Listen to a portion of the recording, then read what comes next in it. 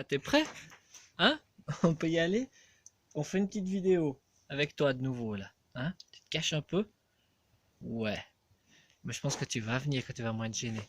Voilà, il y a eu une petite neige aujourd'hui, donc je m'excuse peut-être que la lumière elle est un peu forte. Ce sera un peu spécial. Alors voilà, je reprends le fil de mon histoire. Donc je vous ai parlé durant les dernières vidéos de la dépense énergétique, la consommation de pétrole mondial. Dans la dernière vidéo, je vous ai parlé de l'économie, de la croissance. Et je vous ai expliqué que on arrivait en ce moment à un niveau de croissance quasi nul.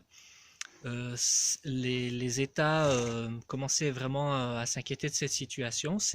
À partir de 2018, ça a vraiment commencé, on a atteint un plateau et ça a vraiment commencé la croissance a vraiment commencé à avoir de la peine. Voilà, je vous ai brièvement parlé des conséquences que ça pouvait avoir sur le revenu des États, normalement, et sur toute l'économie, bien sûr, mais ce qui nous intéresse, c'est ce qui va se passer avec les États, parce que c'est les États qui mettent les moyens pour les différentes politiques, et c'est important que l'État reste quand même fort et ait les moyens de pouvoir faire des choses pour nous, pour vous, enfin pour tout le monde, quoi. C'est ça qui est important. Voilà.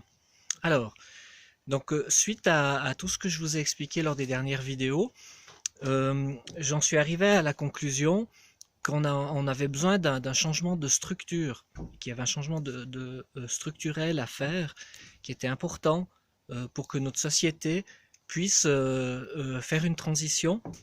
Et on parle de transition énergétique. Et souvent on comprend ça comme voilà, on va remplacer les énergies fossiles par des énergies vertes. Et puis, entre guillemets, on va rien changer à notre mode de vie, on va continuer comme avant, sauf que là, maintenant, on sera vert, parce on produira notre énergie de manière verte. C'est pas tout à fait comme ça que les choses, elles vont se passer. C'est un petit peu voir les choses comme ça, penser qu'on va passer aux énergies vertes et qu'on va continuer avec une croissance et continuer avec le mode de vie qu'on a maintenant, c'est un petit peu une illusion. Et moi, je trouve que c'est pas très honnête de la part des partis qui vous vendent ça, de, de vous laisser croire à ça. C'est malheureusement, enfin à mon avis, hein, c'est pas comme ça que les choses elles vont se passer. Je pense que on va devoir, de gré ou de force, ça dépend quand, si on s'organise pour consommer moins et puis pour changer notre structure de société pour pouvoir garder un certain confort, garder une vie enfin une vie agréable, euh, sans trop souffrir, eh ben, on change certaines structures, on s'organise, on s'adapte et on arrive à le faire gentiment. Si on fait rien, si on met la tête dans le sable comme l'autruche, et puis on se dit on continue comme avant puis qu'on verra bien, eh ben un jour on est au pied du mur parce que voilà, tout d'un coup il y a pénurie de certaines matières, il y a certains problèmes, ça déclenche des guerres, ça déclenche des troubles, du chômage, des choses comme ça. C'est jamais très bon quand l'économie elle subit des chocs. Donc voilà, mon idée c'est de pouvoir œuvrer à la mise en place de structures dans tous les domaines où c'est possible pour nous rendre plus autonomes et plus résilients, pour que notre société, que notre économie puisse encaisser ces chocs futurs, ces événements qui vont arriver dans les décennies qui suivent. Donc je suis paysan.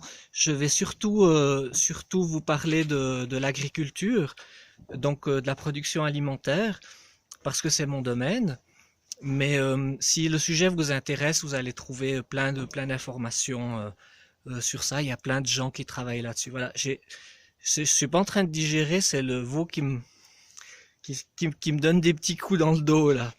Mais bon, ça va, lui, il est petit, alors c'est des massages. Ouais. Ok. Alors, je vous laisse. Je veux pas faire trop long là.